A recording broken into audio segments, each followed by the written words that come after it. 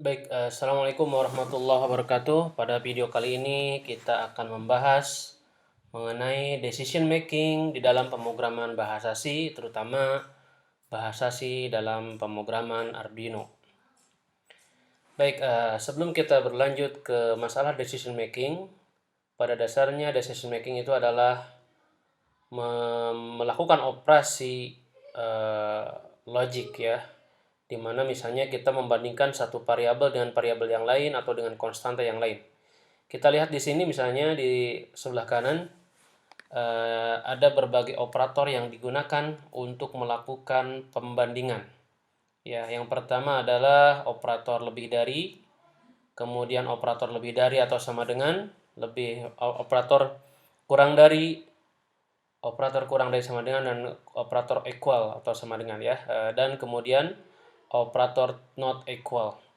Kita lihat di contohnya di sini misalnya apakah 5:4, maka hasilnya adalah berlogika true ya. Apakah 5 kurang dari 4, maka hasilnya adalah logika false dan seterusnya. Nah, kemudian kita akan membahas mengenai statement if. Di dalam pemrograman C tentu sama dengan pemrograman yang lain, ada berbagai sintaks untuk melakukan operasi pembandingan atau perbandingan ya.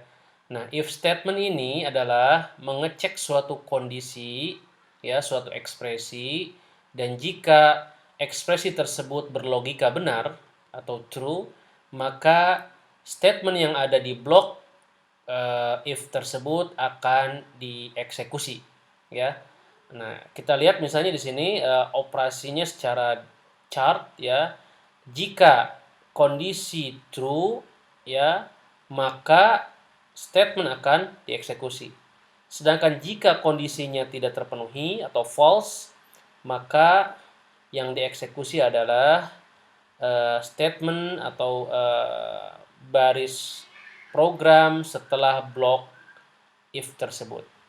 Kita lihat contoh di sini misalnya diberikan satu variabel bernilai 10 ya, variabel B ini bernilai 10 ya. Lalu kemudian dilakukan pengecekan. Jika B kurang dari 20, maka lakukan operasi B diisi dengan satu fungsi, misalnya do something neat ya. Sedangkan jika kondisi ini tidak terpenuhi, maka statement setelah blok if ini yang akan dieksekusi.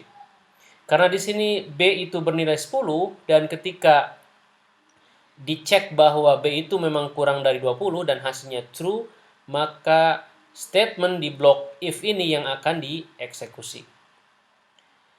Nah, kemudian selain itu ada juga statement perbandingan, yaitu dengan sintaks if else ya. Ini merupakan satu blok pembandingan di mana ketika satu kondisi tidak terpenuhi, maka akan dieksekusi di luar kondisi tersebut ya.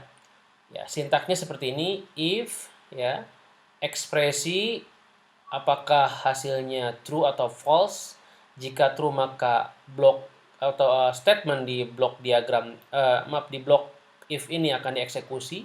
Sedangkan jika ini hasilnya false, maka statement di blok else ini yang akan dieksekusi. Baik, kita lanjutkan dengan statement if else ya. If else seperti kita ketahui tadi dijelaskan bahwa ketika satu kondisi tidak terpenuhi, maka akan mengeksekusi kondisi yang selain itu ya, selain yang diekspresikan tadi. Nah, kita lihat contohnya di sini. Kita punya satu blok bernama void loop, di mana di dalamnya ada penyelesaian kondisi ya, atau decision. If counter modulus 2 sama dengan 1 ya, maka lakukan operasi pengiriman data atau penyalaan LED ya. Penyalaan dan meng-off-kan LED 1 karena perintahnya low, dan meng-on-kan LED 2 karena perintahnya high. Ini tentu tergantung dari rangkaian dari delay tersebut, apakah active low ataupun active high.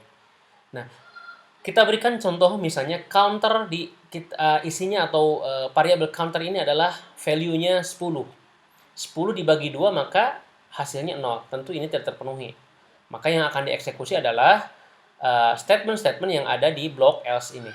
Ya. Sebaliknya kalau kita misalnya berikan counter value-nya 9, maka karena hasilnya 1, maka statement di bagian ini yang akan dieksekusi. Ya, setelah semuanya dilakukan, diseleksi, maka diakhiri dengan delay 1000 atau membuat delay sekitar 1 detik ya. Baik, kita lanjutkan dengan cascading if statement.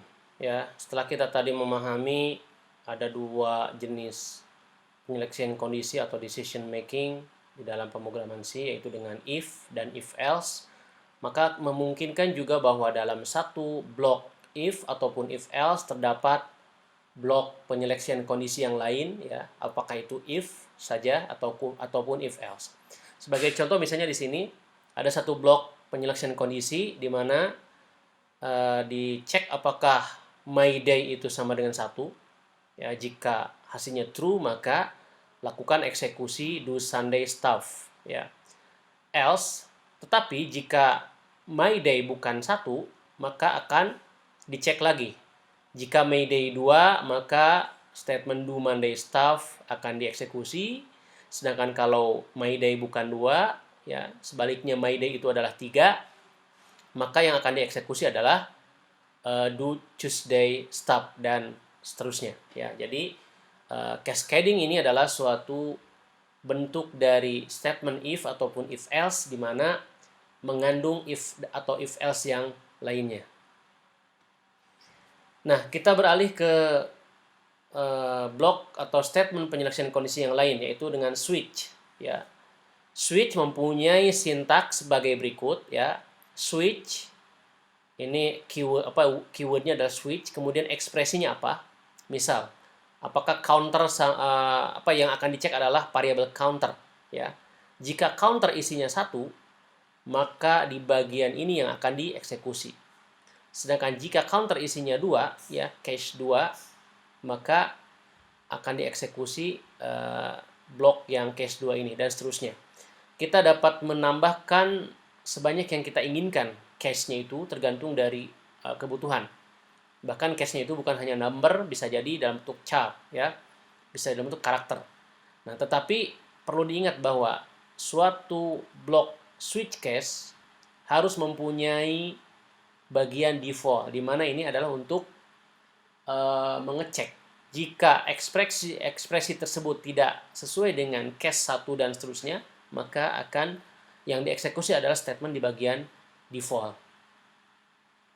Baik, itu saja mengenai decision making atau penyelesaian kondisi di Arduino.